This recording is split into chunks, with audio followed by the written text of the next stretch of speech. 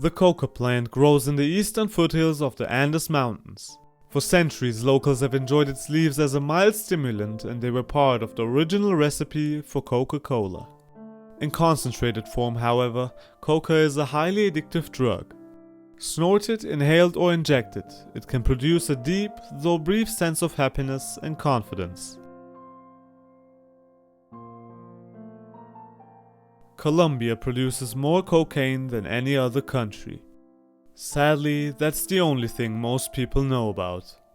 Locals would rather want it to be known for its green energy, its world-class mines, or its bird life. But mention Colombia and people think about drugs. How did Colombia get the depressing distinct of being the world's leading producer of cocaine?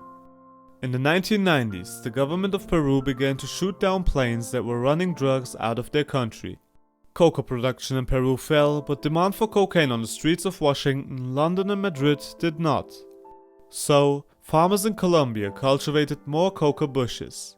They produced only 14% of the global crop in 1991, but 80% by 2004.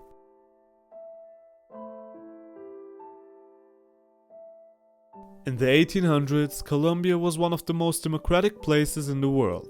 It was more peaceful than most countries in the Americas, including the United States. However, by the 1880s, Colombia's elites had come to the conclusion that democracy was holding back the country's economic growth.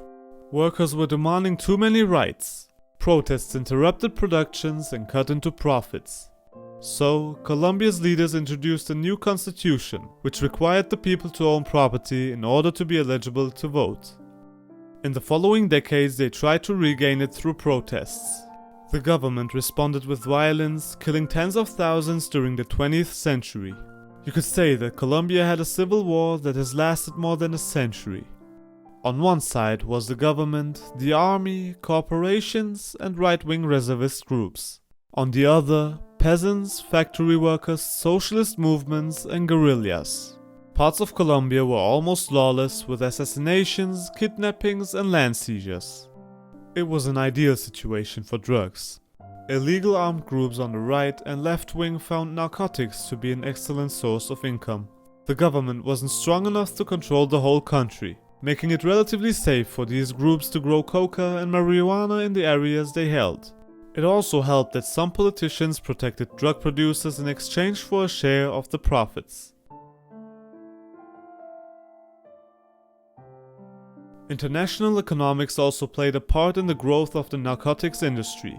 When Colombia found itself in debt to the United States in the 1980s, selling drugs to North American dealers was one way of getting the dollars to repay. In the 1990s, liberal market reforms led to higher unemployment, which made jobs in the drug trade more attractive.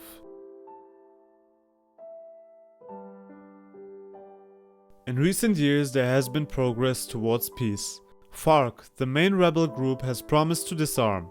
The government is paying farmers to destroy coca bushes and plant new crops. In some areas, they are spraying the plants with herbicides. But the road to peace is slow and frustrating. Colombia hasn't always been a major producer of cocaine. That gives reason to hope that it may cease to be one. However, there aren't many places where coca grows, and as long as international demands for cocaine holds up, it's hard to imagine that Colombia won't continue to be a supplier.